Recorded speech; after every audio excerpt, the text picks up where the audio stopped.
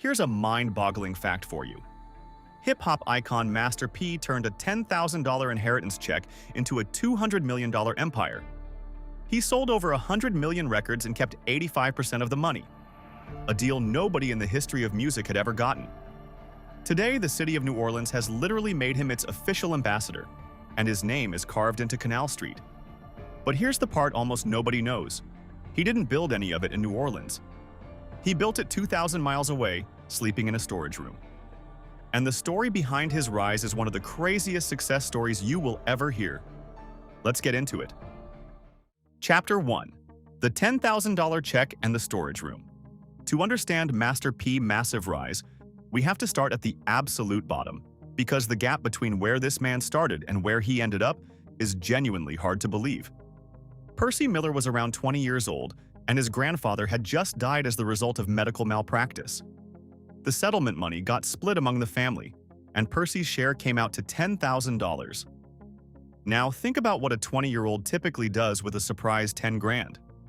A car, clothes, a very good few months. Percy Miller looked at that check and did something completely different. He went looking for a storefront. He found a rundown building on San Pablo Avenue in Richmond, California, and talked the landlord into giving him the first 3 months rent-free in exchange for cleaning the place up himself. That's the deal that started everything. Free rent for sweat. He put every single dollar of that $10,000 into stocking the shelves, and he called it No Limit Records and Tapes. And here's the detail that tells you exactly who this guy is. To cut costs to the absolute bone, Percy, his wife Sonia, and their infant son, a baby who'd grow up to be the rapper Romeo, all lived in the small storage room at the back of the shop. The family slept in the stockroom of their own store. Out front, the shelves held Tupac and Too Short and E40. In the back, behind a door, the man who was about to rewrite the entire business model of hip-hop was sleeping on the floor next to his inventory. But the record store wasn't really the business. It was a classroom, and this is the part I find brilliant. Standing behind that counter, Percy Miller wasn't just selling tapes. He was watching. He could see exactly which artists people asked for and which ones died on the shelf. He could see what covers made someone stop walking. He could see which regional acts moved without a single second of radio play. Most aspiring rappers learn the music. Percy Miller learned the demand. And when he finally started selling his own tapes out of that store and out of his trunk, he already knew something the major labels didn't. But to understand why he was so relentless about it, you have to go back to the city he'd left behind. Chapter 2. The Popcorn Kid from the Calliope. Percy Robert Miller was born in New Orleans and raised in the Calliope projects in the 3rd Ward, one of the toughest housing developments in a city that had plenty of them. He was the second oldest of 5 kids. And there's a story from those years that is so perfect it sounds made up, except he tells it himself.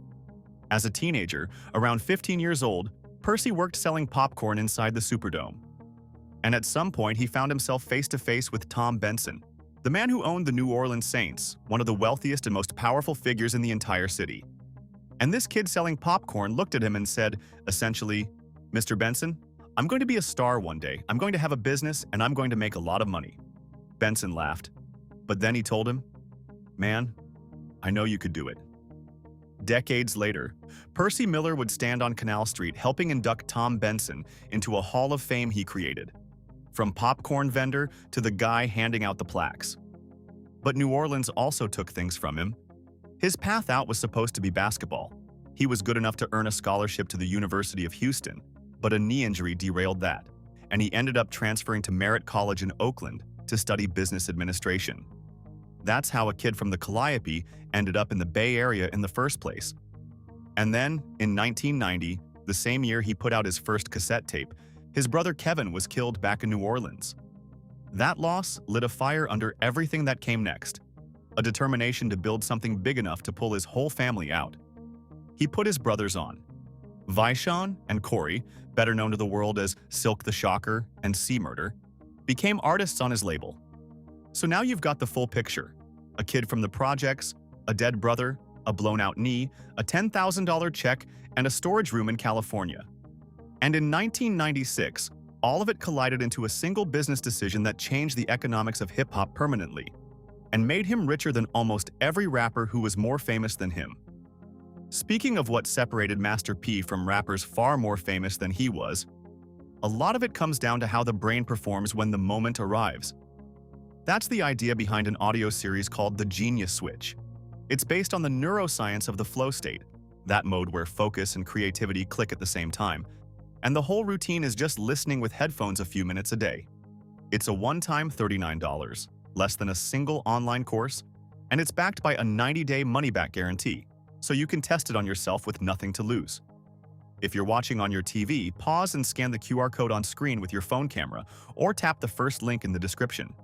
Now, back to the contract that turned the whole industry upside down. Chapter 3. The deal nobody else could get. By the mid-90s, Master P was moving serious units completely independently. No major label, no marketing budget, no national distribution, just him and his trunk and his store.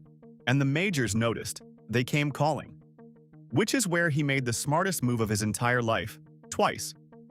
First, the move nobody talks about. He went and found Michael Jackson's attorney. Think about the audacity of that. Here's an independent rapper from the projects with no industry connections, and instead of asking another rapper for advice, he goes straight to the lawyer for the biggest artist on the planet and essentially gets himself an education in how the business actually works. He wanted to know where the money hides. And what he learned was that the money isn't in the fame, it's in the ownership.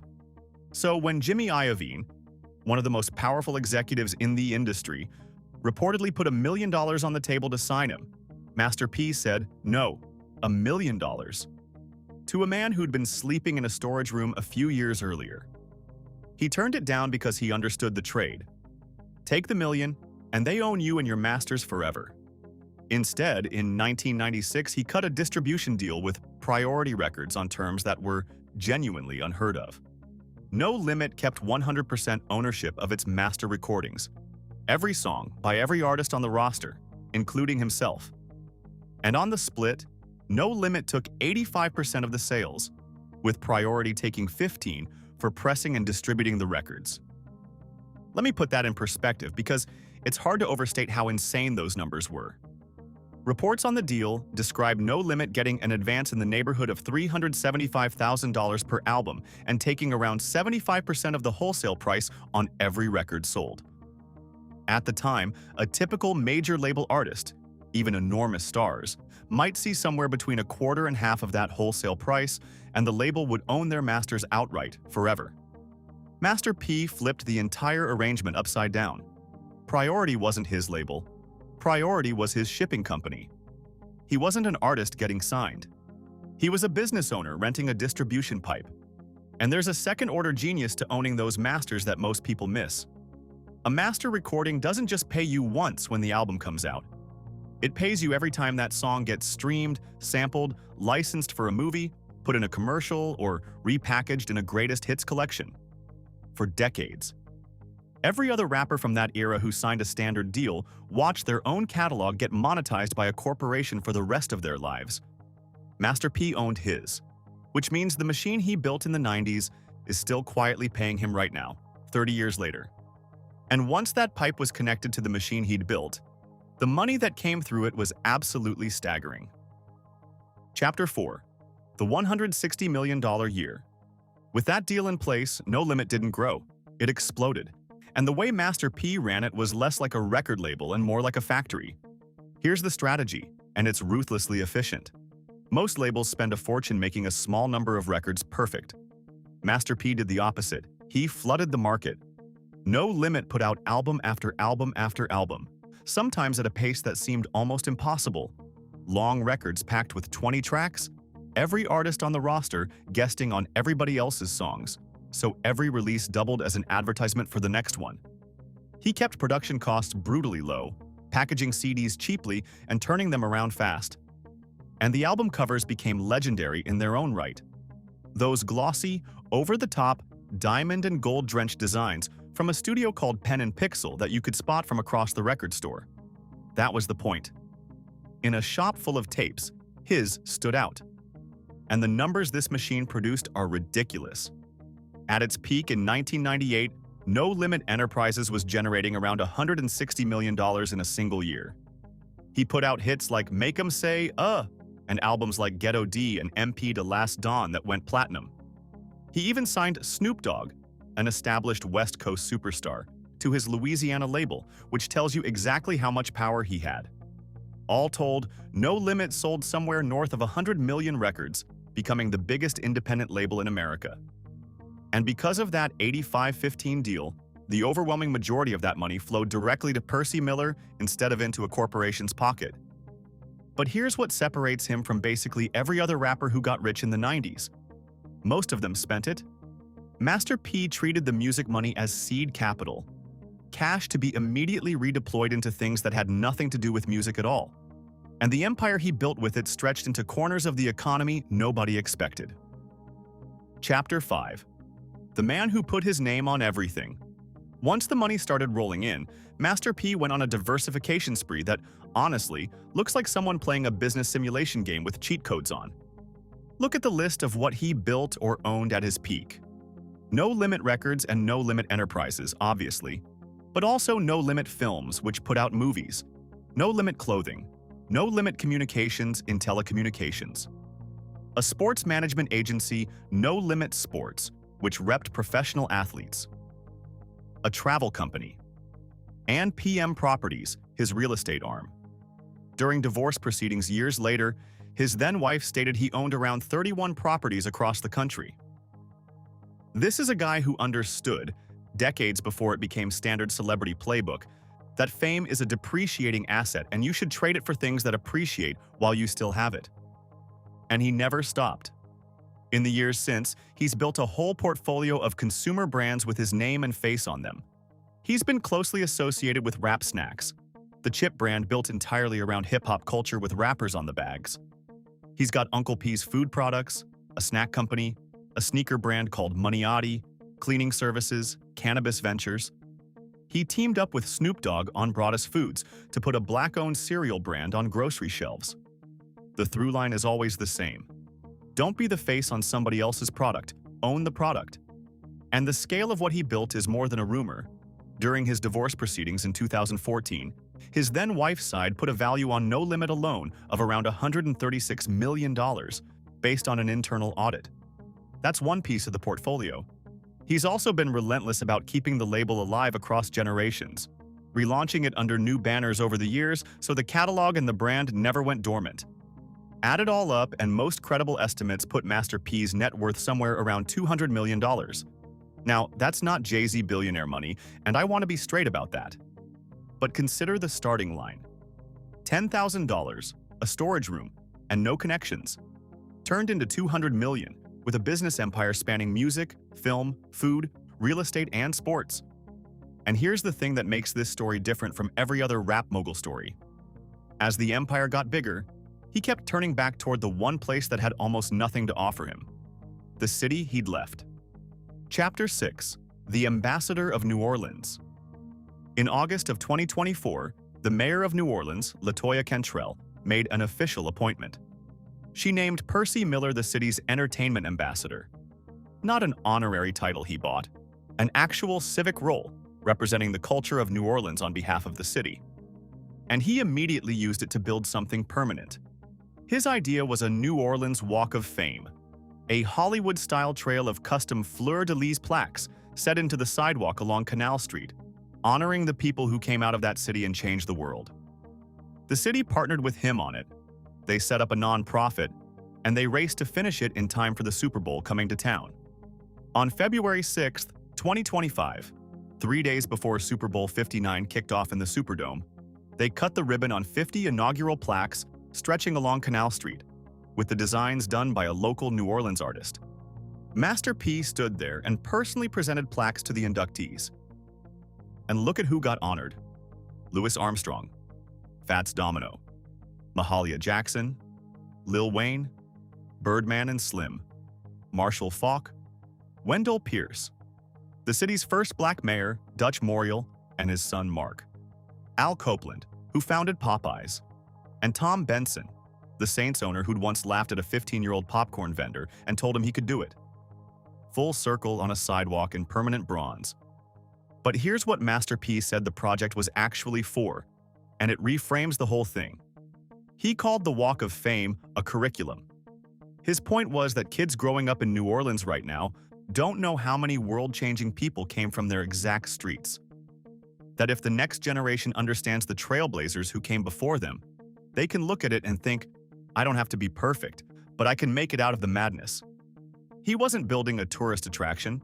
He was building proof, on the ground, where the kids walk. And that same instinct, fix it by showing them it's possible, led him into the strangest and most ambitious project of his entire second act. Chapter 7. The Unpaid Coach. In February of 2025, the University of New Orleans announced something that made a lot of people do a double-take. Percy Miller was joining the school as president of basketball operations. And the situation he walked into was genuinely bleak. The Privateers had finished 4-27. The program was at the bottom of its conference, and it was dealing with the fallout of an NCAA investigation into gambling and point shaving, with players suspended. This was not a glamour job. It was a rescue mission. And here's the detail that matters most. The role was unpaid. Volunteer. A man worth $200 million took an unsalaried job trying to fix a struggling basketball program in his hometown, doing everything from recruiting to coaching to fundraising to community outreach, and told everyone this was bigger than basketball. He also brought receipts. He'd been running youth basketball for over 2 decades through his AAU program, and the players who came through it include names like Brandon Jennings, DeMar DeRozan, and Jalen Suggs, real NBA talent.